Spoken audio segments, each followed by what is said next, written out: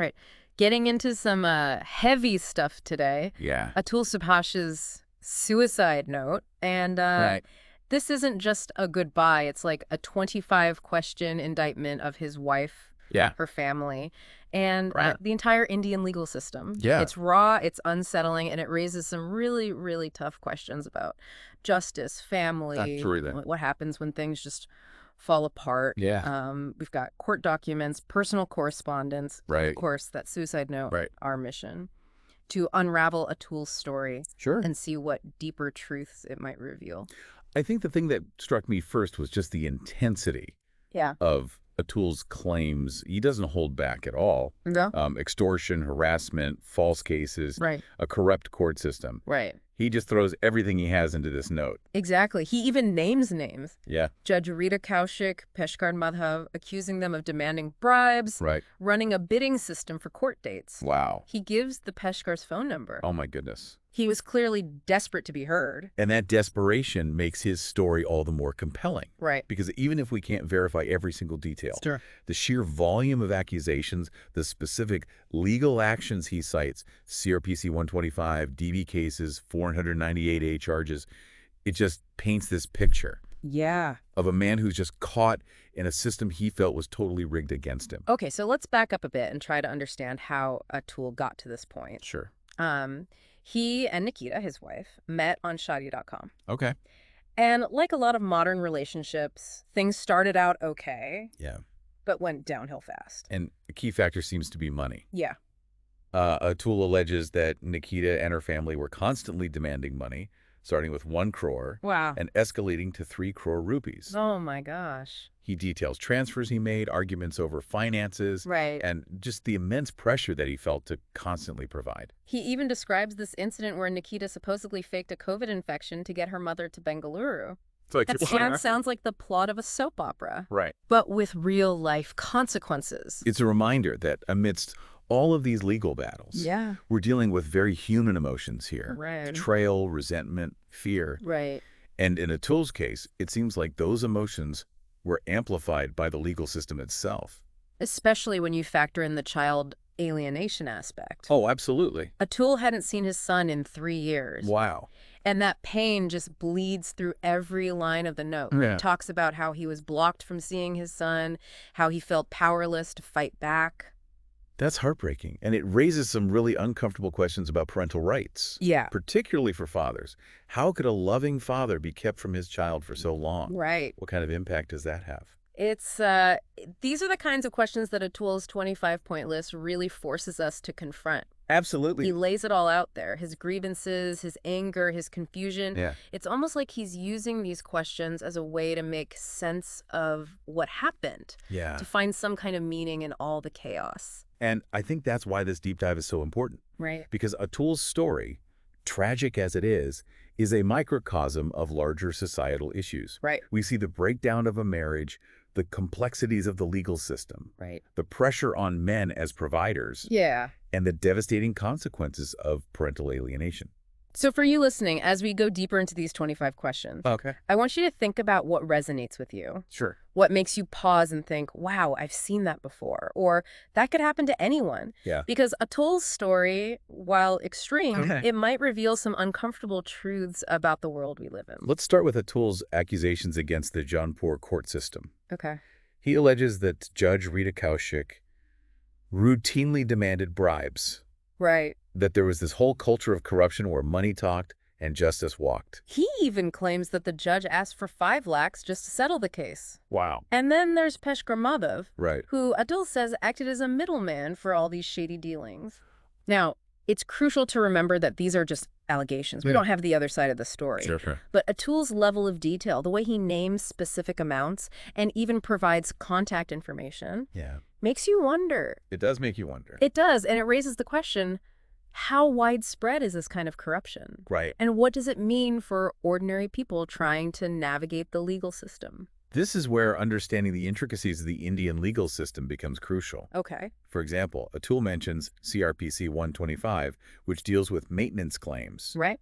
It's meant to protect wives and children. Yeah. but he argues it was weaponized against him. He specifically claims that the judge manipulated the cross-examination and awarded an exorbitant amount for his son's maintenance, 80,000 rupees per month. Wow. He felt the system was designed to favor women even when the accusations were unfounded. This touches upon a larger debate about gender and the law. Right. While laws to protect women from domestic violence and financial hardship are essential, there's a growing concern about their potential misuse. And Atul felt he was a victim of that misuse. Right. He believed his wife used these laws as leverage to extort money and gain an advantage in the divorce proceedings. This is where the concept of seen to be done justice comes in. Okay. Atul argued that justice was neither done nor seen to be done in his case. Yeah. He felt that the system was biased against him from the start. And he links this perceived bias back to what he calls a neo-Marxist socialist agenda. Okay. He believed this ideology unfairly targets men, Right. portraying them as oppressors and women as perpetual victims. This is a contentious issue, and it's important to approach it with nuance. Yeah. There's a genuine need to protect women from discrimination and violence. Right. But there's also a valid concern about men being unfairly targeted in certain situations. And Atul's case seems to embody that clash. Absolutely. He felt trapped between these competing narratives, Yeah. the need to protect women and the potential for men to be unfairly accused. And this tension is something we'll explore further as we delve deeper into Atul's 25 questions. Okay. These questions, while rooted in his personal experience, touch on broader societal anxieties Yeah. about shifting gender roles, evolving family structures, Right. and the constant search for fairness within a complex legal system. So as we move into the next part of this deep dive, think about Atul's story in the context of your own life. Sure. Have you ever felt like the system was working against you?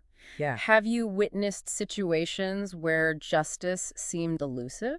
Absolutely. Let's continue unraveling this tragic tale and see what uncomfortable truths it might reveal. Let's unpack some of these legal terms Atul throws around. Okay. Because they give us a glimpse into the battles he was facing. Right. He mentions Rajneesh vs. Neha compliance, Okay. which might sound like legal jargon, Right. but it gets to the heart of his frustrations with the system. Okay, break that down for me. Go ahead. What exactly is Rajneesh vs. Neha compliance? That's right. And why was Atul so fixated on it? It all boils down to a landmark Supreme Court judgment that set guidelines for interim maintenance under CRPC 125. Okay. Basically, it reinforced the idea that husbands need to provide financial support to their wives and children while the case is ongoing. Okay. Now, on the surface, that sounds reasonable, right? Yeah, it makes sense that someone shouldn't be left financially stranded during a divorce. Exactly, but this is where Atul felt the system went wrong. Oh, okay. He claimed the judge, in his case, twisted the interpretation of Rajneesh vs. Neha to award his wife an excessive amount in maintenance, Right. even though he was already paying for their son's education and other expenses. So he felt like he was being punished before he was even proven guilty of anything? And that's a key point here. Right. This Rajneesh vs. Neha compliance became a symbol for Atul of how the system, in his view, Yeah. presumed guilt rather than innocence when it came to men in divorce cases. So it wasn't just about the money, it was about a perceived lack of fairness. Exactly. The feeling that the scales were tipped against him from the start. Precisely.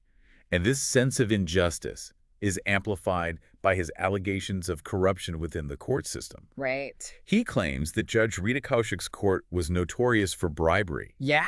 that favorable rulings were essentially auctioned off to the highest bidder. He describes a bidding system for court dates where those who paid more could get their cases heard sooner. Right. And remember, he even provided the Peshkar's phone number. Right. Almost like he was daring us to investigate. It's a bold move, and it speaks to his desperation. Yeah. He felt trapped in a system he believed was fundamentally corrupt, Yeah. where money spoke louder than truth or justice.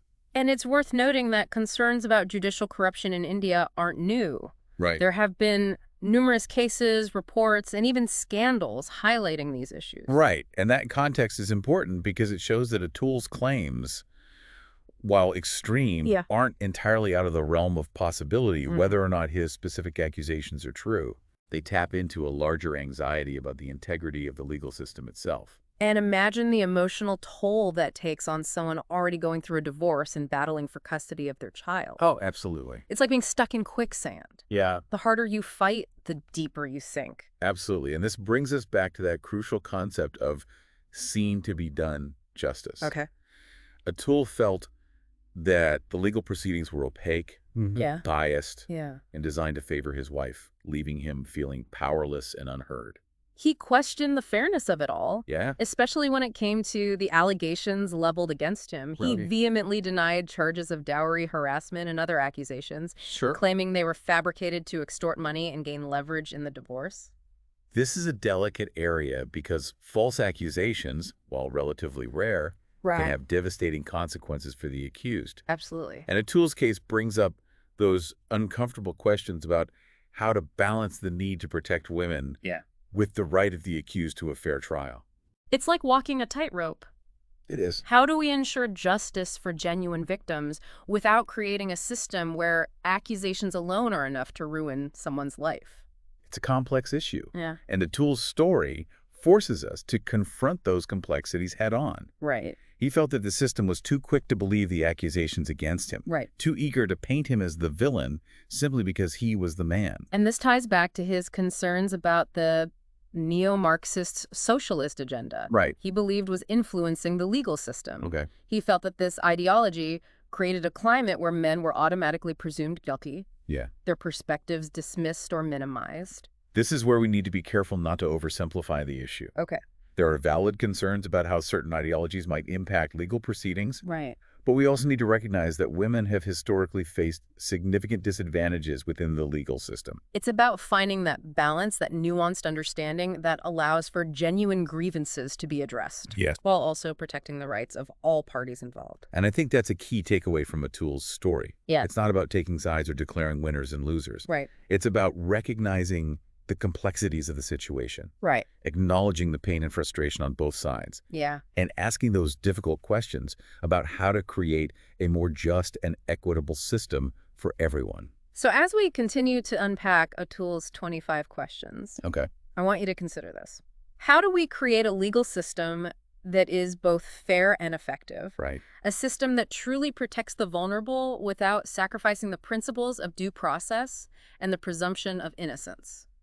Let's keep exploring this case because I think it holds valuable lessons for all of us, regardless of our personal experiences or beliefs. One of the things that really struck me was Atul's honesty about the financial pressures he felt. Yeah. He talks about transferring large sums of money to Nikita and her family, Right. feeling obligated to constantly provide, even when it strained his own resources. That financial strain is a theme that runs throughout the note, Yeah. and it speaks to a larger issue.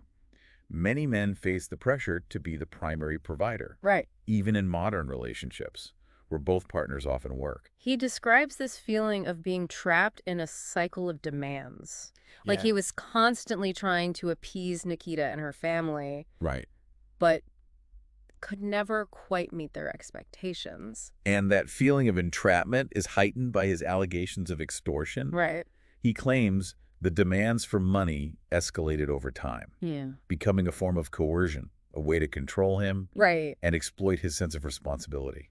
It's a really troubling aspect of the case It is. because it raises questions about how financial vulnerability can be used as a weapon within a relationship, Right. even when there are laws in place to protect against financial exploitation. This is where understanding the nuances of power dynamics within a relationship is so important. Yeah. It's not always a simple equation of men versus women. Sometimes, financial dependence can create an imbalance of power, Yeah. regardless of gender. And Atul clearly felt that imbalance acutely. Yeah. He talks about how his financial contributions were never enough, Right. how the goalposts kept shifting, Yeah. leaving him feeling drained and demoralized. His story highlights a difficult reality. Yeah. Financial disputes are often at the heart of marital breakdowns. Right. And when those disputes become entangled with legal battles and accusations, Yeah. the stakes become even higher. Atul's case is a stark reminder of how quickly things can unravel Absolutely. when communication breaks down, Right. when trust erodes, Yeah. and when financial pressures collide with deeply personal conflicts. And in the midst of all this turmoil, there's the heartbreaking issue of child alienation. Right. Atul hadn't seen his son in 3 years, Wow. and his anguish over that separation is palpable. Yeah. He talks about how he was blocked from seeing his child, Right. how he felt his fatherly rights were completely disregarded. His words are gut-wrenching. They are. He describes feeling like a stranger to his own son, missing out on those precious years of childhood, Right. and wondering if his son even remembered him. Parental alienation is a devastating form of emotional abuse. It is. And Atul's story is a powerful testament to the pain it inflicts. Absolutely. It highlights the urgent need for legal and social systems to better address this issue and protect the bonds between parents and I children. agree. He felt that the legal system failed him, Yeah. that it prioritized his wife's demands over his right to be a father. Right. He questions whether the courts truly consider the best interests of the child when making custody decisions, Yeah. especially when there are allegations of abuse or misconduct. This raises a broader societal question. Oh, How do we balance the rights of parents with the need to protect children from harm? right. It's a delicate balance. Yeah.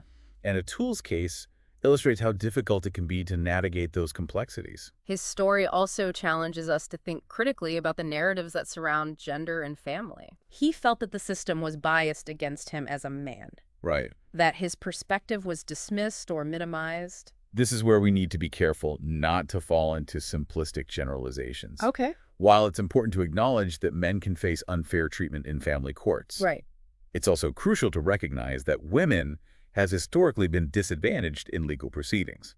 It's not about taking sides, Right. but about recognizing the nuances, the complexities, Absolutely. and the potential for bias to exist on multiple levels. Atul's story compels us to ask tough questions about how we define fairness, Yeah. how we balance competing rights, Right. and how we create a legal and social system that truly serves the best interests of everyone involved, especially children.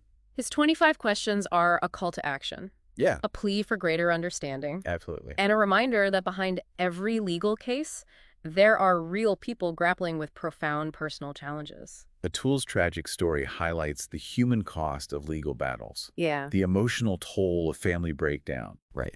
and the urgent need for empathy and compassion within our legal and social systems. So as we conclude this deep dive, Yeah. I want to leave you with this thought. How can we create a world where stories like Atul's are less likely to occur? Right. A world where families are supported, where communication is prioritized, Absolutely. and where the pursuit of justice is always tempered by empathy and understanding. Perhaps that's the most enduring legacy of Atul's tragic story. Yeah. A reminder that even in the face of immense pain and loss, Right. there's always hope for a better, more just future.